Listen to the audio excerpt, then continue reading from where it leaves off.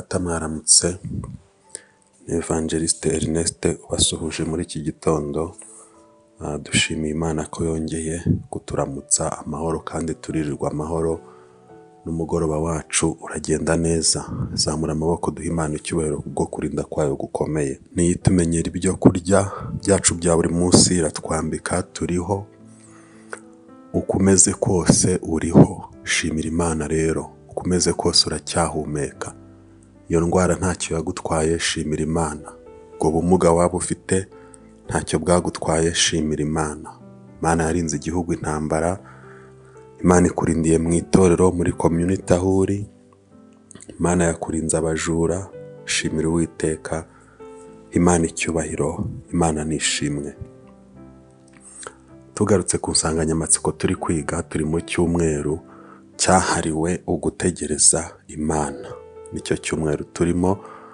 Ejo twaganiriye ku gutegereza Imana, turabisobanura neza. Naho waba ufite inzozi warose ukabona zitarasohora, ufite ibyo Imana yavuganye nawe mu buhanuzi, cyangwa ukerekwa ukumva ijwi ukiheba. Twavuze terime yitwa ngo gukubitwa cyangwa guhondagurwa, ariko umurokore ajya aririmba ikorasi ivuga ngo Imana iri mu kazi. Imana iba iri gukora, nubwo wowe ureba ukabona nta nzira. Ndagushimiye ko ejo wakurikiye ikiganiro, ugakurikira iki cyigisho cy'umutsima wa buri munsi. Abanyandikiye ndabashimira, bampaye comment ndabashimira. Abakomeje kubana natwe mu mwanya wo gusenga, tukabyuka twiragiza Imana, tukirirwa turi mu mwuka mwiza, tuvuga neza mu kazi, tuvuga neza mu ngo zacu, mu nshingano dufite mu murimo w'Imana. Abo mwese Imana nibaha umugisha. Uyu munsi tugiye kuganira kuri topic ya kabiri, cyangwa se episode ya kabiri muri iki cyumweru cyo gutegereza Imana. Turaganira ku nsanganyamatsiko, ni ikibazo irakubaza ngo ese igihe utegereje Imana wakora iki? Ko hari igihe itindaho gato. Mu gihe utegereje Imana wakora iki? Ko hari igihe itindaho gato. Twagiye tuganira amagambo menshi, nka kwigisha gukora, nka kwigisha ko umuntu asenga akora, agakora anasenga. Tugiye rero kurebera hamwe ibintu by'ingenzi umuntu uvugana n'Imana mu gihe ategereje ko Imana isohoza ibyo yavuganye nawe yaba ari gukora. Kubera ko Uwiteka Imana ahera mu itangiriro akavuga iherezo. Biroroshye ko Imana ikureba uyu munsi watiriye ipantaro ikavuga ngo ndakwambitse, ariko hagati y'uko Imana ikwambika no kwambara harimo inzira yo gutira ipantaro, harimo inzira yo kuyikodesha. Ndakugaburiye. Hagati y'uko ikugaburira n'uko ibikubwiye harimo gusaba ibyo kurya bakanabikwima, harimo kubura amafaranga yo kwishyura ibyo kurya. Mbese umuntu utegereje Imana yaba ari gukora iki? Ko hari igihe yatindaho gato. Fata Bibiliya dusome ijambo ry'Imana. Zaburi 124 umurongo w'8. Zaburi 124 umurongo w'8 haravuga ngo gutabarwa kwacu kubonerwa mu izina ry'Uwiteka waremye ijuru n'isi. Amena. Turasubiramo. Gutabarwa kwacu kubonerwa mu izina ry'Uwiteka waremye ijuru n'isi. Amen. Akira neza ijambo ry'Imana.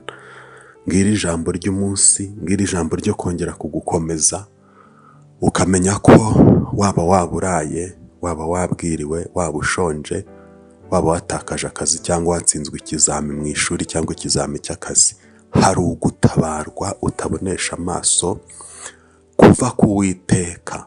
Umuntu ukiranuka agasenga akagendana n'Imana akayitegereza, hari ugutabarwa.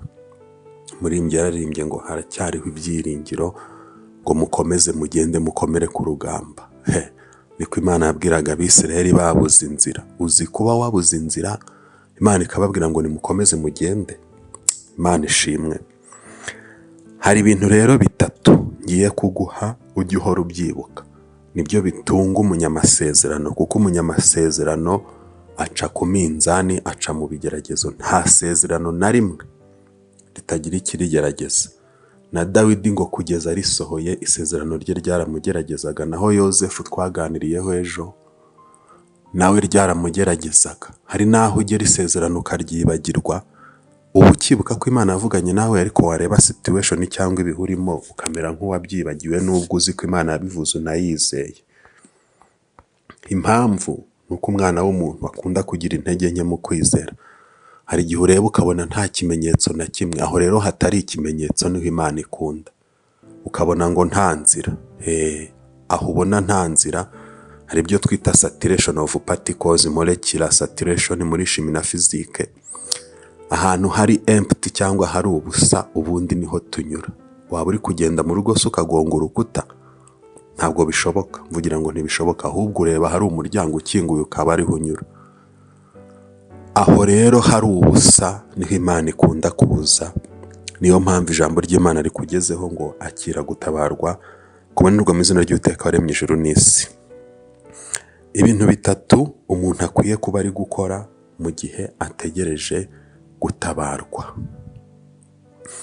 Mu gihe utegereje kugera ku by'Imana yavuganye nawe, igihe utegereje Imana, turi mu cyumweru cyo gutegereza Imana, dore ibintu bitatu ugomba gukora. Icya mbere ni ugukiranuka. Yozefu nakwigishije ejo warinze agurishwa, yarinze yakirwa na bene se bamwambura ikanzu ise yamuguriye agikiranuka. Haleluya, Mana ishimwe.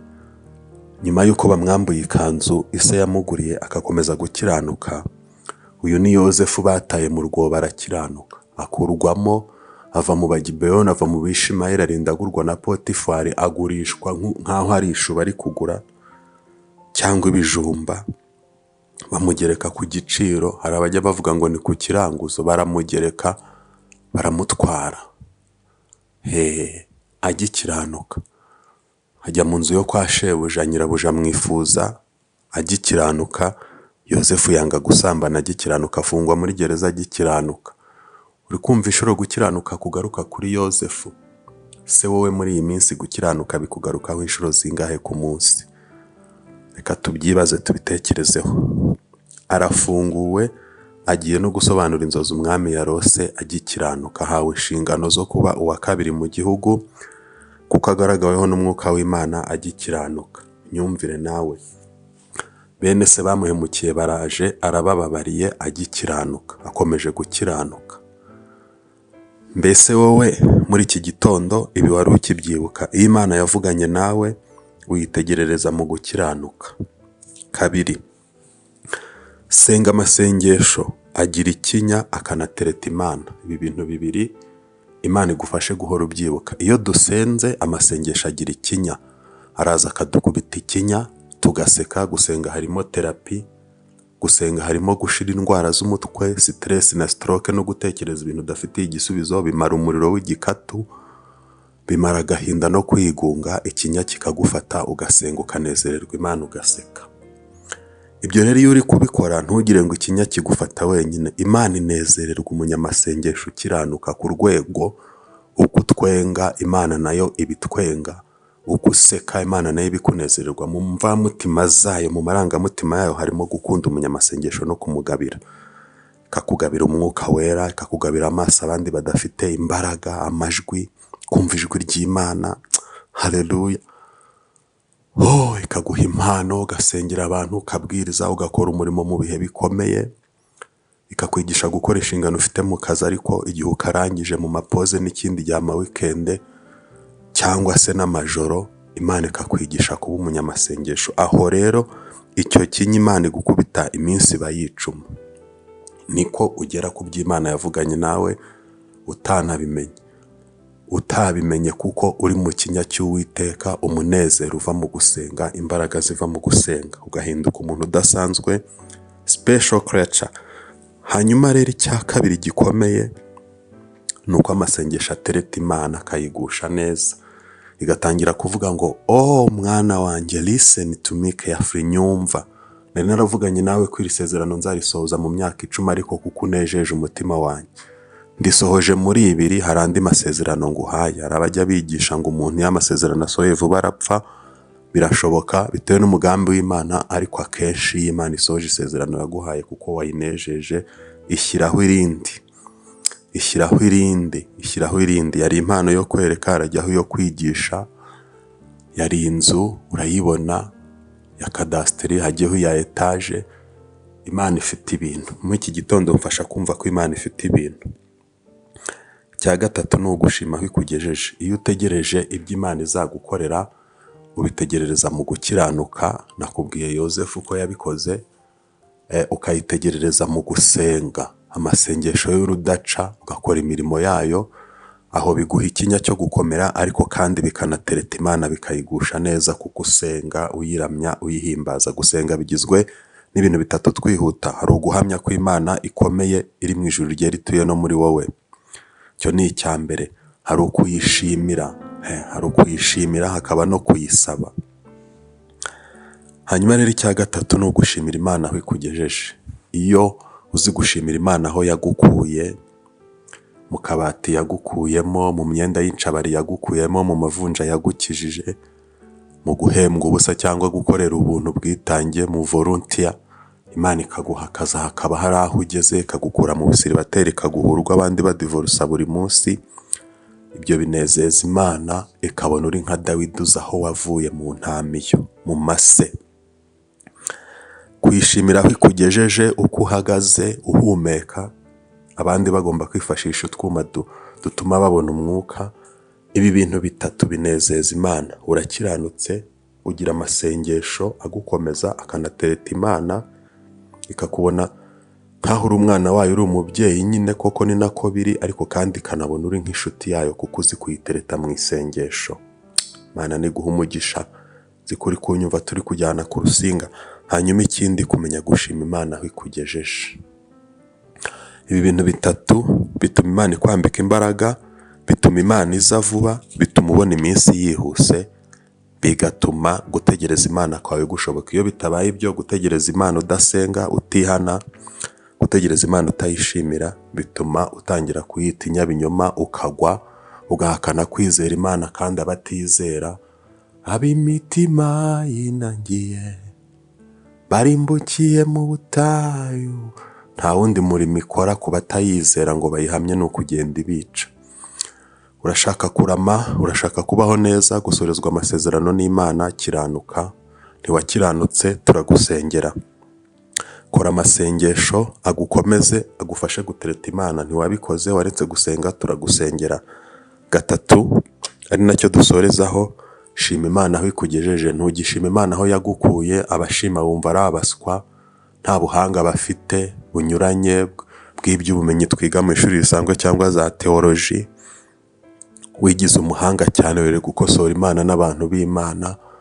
Ntukimenya ko n'akazi ufite, n'uko umeze, n'amahoro ufite, n'igihugu cyiza ufite, ari ukubera Imana. Wabuze ishimwe, wagiye mu masezerano gusa, kandi Imana ntibayirebera mu byo yavuze, ahubwo bayirebera mu byo yakoze n'ibyo iri gukora, bigatuma wizera ibyo izakora.